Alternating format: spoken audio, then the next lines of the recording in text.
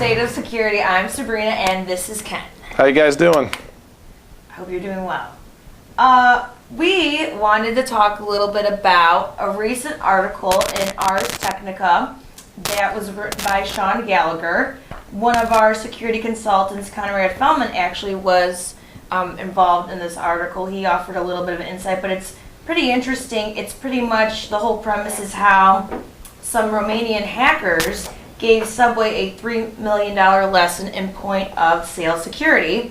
So that's a lot of $5 footlongs. it is a lot Ouch. of $5 footlongs. Yeah, okay. I really like the buffalo chicken.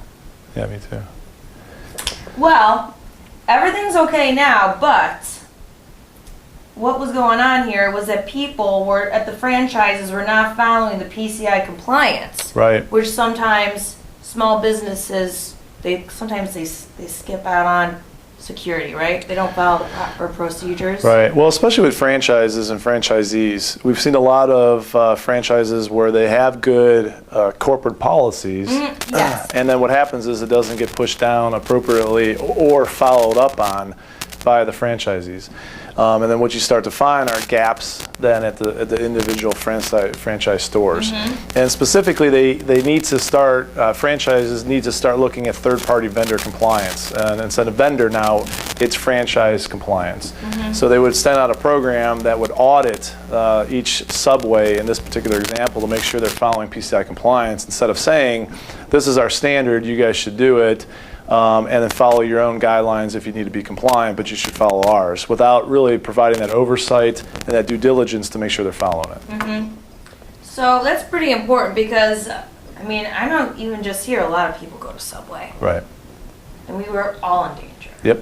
And another thing that was interesting that everyone's always talking about, but it's like, why does this keep coming up, is that they think the way that the hackers gained access was through weak passwords. Right. Which is like, come on, how many times have we talked about this? Well, what you also find with the franchises, especially the stores, again, we do a number of different franchises, and the stores are actually outsourcing a lot of this management to a third party.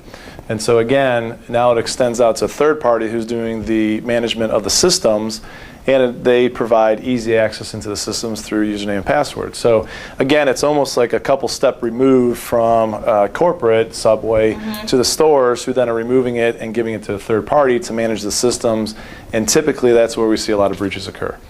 Again, still under the thoughts that the stores have to make sure, in this case the franchises for Subway have to make sure that in order to be PCI compliant, that their third-party vendors who are doing portions of compliance for PCI are also compliant, and that obviously failed in this case. It did. As Conrad said, he said these people were not thinking about point of sale security, they were just thinking about making subs. Yep, very good. Well, on to the next topic, which is you need to watch out because there is a scam going on. Always is. There's always a scam going on, but we're going to warn you about it so you don't fall for it. Right. Especially around the holiday season. We're all getting a little emotional. We're all a little stressed. Well, The and best thing we need to do is be a victim of a scam. And I think around the holidays, a lot more people are giving and they're a lot more trusting. So we'll get into our next story. It'll be a little bit about that also. But in this particular example, people are a little bit more friendly. They assume people aren't going to take advantage of them, especially around the holiday season. Giving gifts, obviously. Swiping your credit card a lot. Right. Giving your personal information is not something that's probably on the list of things to give this year, but that might fall in the hands based on what you're talking about. Yeah. What is it? Well, if you get a text that says your debit card is locked from Fifth Third, Any don't bank? call that number. Right. Call the number on the back of your card. Gotcha. Very good. Okay. Don't call that number. Good. And another thing that Ken wanted to talk about was something that I found very interesting relating to a spike in breaches. Yep. So last probably about 3 years I've been doing talks, and normally comes around that typically around January and February in 2012 we're going to see spikes in breaches. Specifically, our busiest time is around January, February, March, when companies find out they got breached. What I believe is a case, or the root cause of this, is the fact around the holiday season, a lot more people have time.